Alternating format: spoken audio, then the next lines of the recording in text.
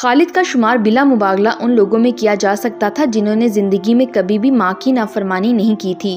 وہ زیادہ مذہبی نہیں تھا مگر ماں کی نافرمانی کو حد سے زیادہ برا سمجھتا تھا۔ اس کی 3 بہنیں اور 1 بھائی تھا۔ وہ چاروں اس سے بڑے تھے۔ باپ کا انتقال بہت پہلے ہو گیا تھا۔ وہ ایک سرکاری ملازم تھا اور اس کے مرنے کے بعد ان کی ماں نے پینشن سے ملنے والے پیسوں سے اپنے بچوں کی پرورش کی تھی۔ وہ لوگ جب چھوٹے تھے تو خالد کے علاوہ اس کی تینوں بہنیں اور بھائی عام بچوں کی طرح تھے۔ دل چاہا تو ماں کی بات مان لی، دل نہ چاہا تو نہ مانی، مگر خالد ایسا نہ تھا۔ وہ ماں کی ہر بات کو اولویت دیتا تھا اور اس پر عمل کرتا تھا۔ اس کی اس عادت کا ماں کو جب ادراک ہوا تو اس کی ساری توجہ اسی کی طرف ہو گئی۔ ہر کام کے لیے اسے خالد ہی نظر آتا۔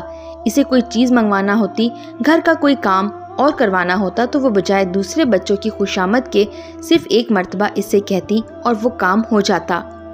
کھانے پینے میں، کپڑوں کے معاملات میں بھی خالد اپنی ماں کی پسند کو ترجیح دیتا تھا۔ اس بارے میں بھی اس نے اپنی ماں کو کبھی تنگ نہیں کیا تھا۔ وہ حقیقی معنوں میں ایک فرما بردار بیٹا تھا۔ خالد کی 3 بہنوں میں سے 2 کی تو شادی ہو گئی تھی مگر اس کی سب سے بڑی بہن سعیدہ ابھی تک گھر بیٹھی ہوئی تھی۔ اس کی طرف سے ماں کافی فکر مند رہتی تھی۔ اس کی یہ بہن شکل و صورت اور گھر گھرستی کے معاملات میں بھی بہت اچھی تھی۔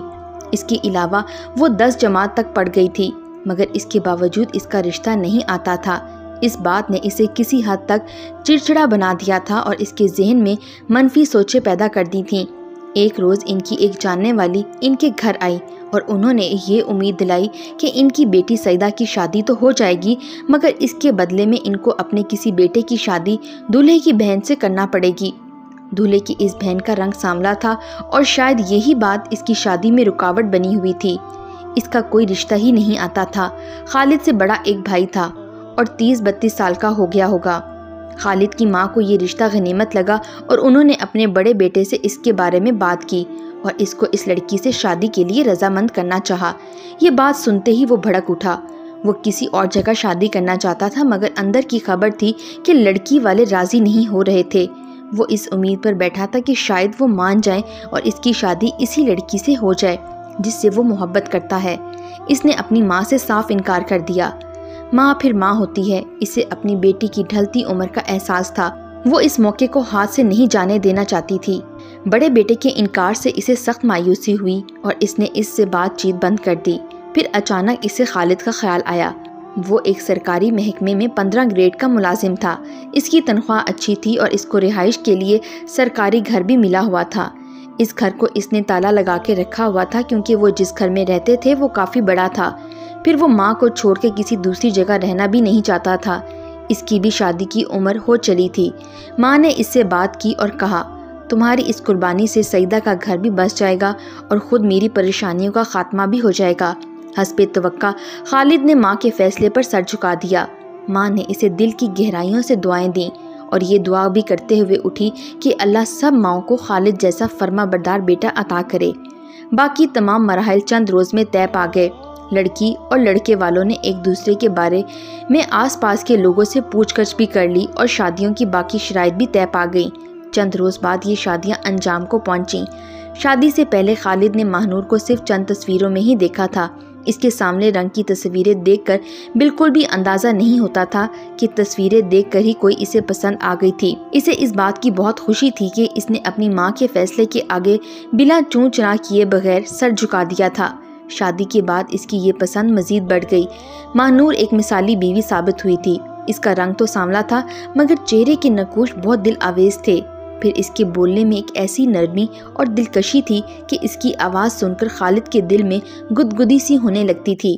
ماہنور کو اندازہ ہو گیا تھا کہ خالد اپنی ماں سے بے حد محبت کرتا ہے۔ اس کو یہ بھی پتہ چل گیا تھا کہ اس نے آج تک ماں کے کسی حکم سے انحراف نہیں کیا تھا۔ وہ ایک اچھی لڑکی تھی۔ اس نے سوچا اگر وہ اپنی ساس کی زیادہ سے زیادہ خدمت کرے گی تو یہ بات خالد کے دل میں اس قدر مزید منزلت پیدا کرے گی۔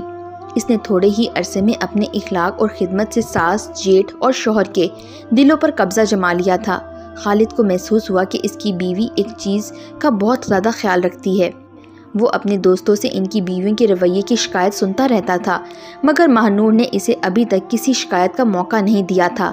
اس چیز نے خالد کے دل میں اس کی محبت اور بھی بڑھا دی تھی۔ وہ اس بات کی کوشش کرتا تھا کہ کام سے سیدھا گھر آئے اور مہنور کے ساتھ وقت گزارے۔ وہ گھر کے کاموں میں مشغول ہوتی تو وہ بھی اس کے ساتھ ساتھ ہی ہوتا تھا۔ مہنور کے چھوٹے موٹے کاموں میں وہ ہاتھ بھی بٹاتا رہتا تھا۔ ان دونوں کو ایک ساتھ ہنسی خوشی دیکھ کر خالد کی ماں بھی دل ہی دل میں خوش ہوتی تھی۔ مہنور صبح سویرے خالد سے پہلے بیدار ہو جاتی۔ گھر میں اور کوئی بہو تو تھی نہیں۔ وہ نماز سے فارغ ہو کر سب کے لیے ناشتہ بناتی۔ خالد کی ماں کو بھی اس کی وجہ سے بہت آسانی ہو گئی تھی۔ وہ اب دیر سے سو کر اٹھنے لگی۔ صبح اس کے کرنے کے لیے کوئی کام ہوتا ہی نہیں تھا۔ یہاں تو سب ٹھیک ٹھاک چل رہا تھا، مگر شادی کے تھوڑے ہی عرصے بعد خالد کی بہن سعیدہ کی اپنے شوہر سے کھٹ پٹ شروع ہو گئی۔ کچھ وہ زبان کی تیز تھی، کچھ اس کا شوہر گرم دماغ کا تھا۔ لڑائی جھگڑے اتنے بڑے کہ ایک روز وہ شوہر سے لڑ جھگڑ کر اپنے گھر آ کر بیٹھ گئی۔ ماں کو اندازہ تھا کہ سعیدہ زبان کی تیز ہے۔ اس نے اس کو اس کی غلطی کا احساس دلایا اور اس کی ذرا بھی طرفداری نہیں کی۔ سعیدہ کو جب ماں کی طرف سے شے نہیں ملی تو اسے خطرے کا احساس ہوا۔ اس کے دونوں بھائی بھی الگ الگ سے تھے۔ انہوں نے اس کے گھر آ کر بیٹھ جانے پر اس کی ذرا بھی ہمت افزائی نہیں کی اور نہ ہی یہ کہا کہ وہ ابھی جا کر اس کے شوہر کو مزہ چکھاتے ہیں۔ سعیدہ کی ماں کو امید تھی کہ 2-1 روز میں اس کے سسرال سے آ کر کوئی اسے لے جائے گا، مگر ایسا کچھ بھی نہیں ہوا۔ دروازے کی بیل بجتی تو وہاں کوئی اور ہی ہوتا۔ سعیدہ کا شوہر یا کوئی سسرالی نہیں ہوتا تھا۔ ان لوگوں نے فون پر بھی رابطہ نہیں کیا تھا۔ مہنور البتہ اس کوشش میں تھی کہ اس مسئلے کو کوئی حل نکل آئے اور سعیدہ واپس اپنے سسرال چلی جائے۔ اس نے اس سلسلے میں فون پر بھی اور خود اپنے گھر جا کر بھی کئی مرتبہ کوشش کی تھی کہ یہ مسئلہ سلجھ جائے، مگر کامیابی نہ ہوئی۔ اس کا بھائی بیوی کی بدزبانی سے سخت طیش میں تھا۔ ہفتہ گزرا اور سعیدہ کے سسرال سے کوئی نہ آیا تو اس کی ماں کو معاملہ گھمبیر ہوتا نظر آیا۔ اس نے سوچا کہ اگر اس نے اب بھی کوئی قدم نہیں اٹھایا تو پانی سر سے اونچا ہو جائے گا۔ وہ دل کی ایک اچھی عورت تھی، مگر بیٹی کے معاملے نے اسے دل کی بجائے دماغ سے کام لینے پر مجبور کر دیا۔ سعیدہ کو بھی احساس ہو گیا تھا کہ سسرال والوں کی بے اعتنائی اس کے حق میں بہتر نہ ہوگی۔ اس نے بہت سوچ بچار کے بعد اپنی چھوٹی نند کو فون کیا۔ فون پر بات ہوئی تو اسے نند کے لہجے میں بے رخی سی محسوس ہوئی۔ اس نے بتایا کہ یہاں پر اس معاملے پر کافی گفت و شنید ہوئی تھی۔ چونکہ وہ اپنی مرضی سے گئی تھی اس لیے بھائی جان اس بات پر بہت خفا ہیں۔ وہ اب اس بات پر تیار نہیں ہیں کہ آپ کو دوبارہ گھر میں رکھیں۔ وہ تو یہ بھی کہہ رہے تھے کہ آپ کے جہیز کا سامان واپس آپ کے گھر بھیج دیں گے۔ یہ سن کر سعیدہ کے پاؤں کے نیچے سے زمین نکل گئی۔ وہ جلدی سے ماں کے پاس آئی اور اسے ان باتوں سے آگاہ کیا۔ سعیدہ کی یہ باتیں سن کر اس کی ماں چراغ پا ہو گئی۔ اب وقت آ گیا تھا کہ وہ بھی آخری چال چل دیتی۔ وہ خالد کے آنے کا انتظار کرنے لگی۔ اس صورتحال سے مہنور بھی سخت پریشان تھی۔ اس کے اچھے رویے اور اخلاق کے باوجود سعیدہ کے گھر بیٹھ جانے کے بعد اس کی ساس اسے کٹی کٹی سی رہتی تھی۔ ایسی شادیوں کا انجام اگر اچھا نہ ہو تو اسے پتا تھا کہ کیا انجام ہوتا ہے۔ ایک وہاں سے آزاد ہو کر آتی ہے اور دوسری یہاں سے آزاد ہو کر جاتی ہے۔ قصور ایک کا ہوتا ہے، سزا دونوں کو ملتی ہے۔ شام کو جب خالد گھر آیا تو اس کی ماں اسے الگ کمرے میں لے گئی۔ اس کے چہرے پر پریشانی کے اثرات محسوس کر کے خالد بھی چونک گیا۔ وہ سمجھ گیا کہ سعیدہ کا مسئلہ ہوگا۔ جب اس کی ماں اسے اپنے ساتھ لے جا رہی تھی تو مہنور کھڑکی میں سے اسے دیکھ رہی تھی۔ اس کا دل ڈوبنے لگا اور کئی انجانے خدشوں نے اسے گھیر لیا۔ خالد کی ماں نے اسے اپنے پاس بٹھایا اور بولی، خالد میں نے بہت صبر کر لیا ہے۔ وہ لوگ پتہ نہیں کیا چاہتے ہیں۔ مجھے پتہ چلا ہے کہ وہ سعیدہ کے جہیز کا سامان بھی واپس کر رہے ہیں۔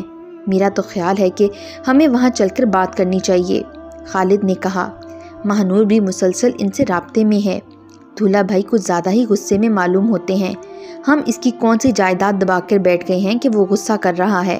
کیا میاں بیوی میں جھگڑے نہیں ہوتے؟ ایسا بھی کیا کہ دوسروں کو پاؤں کی جوتی سمجھ لیا جائے؟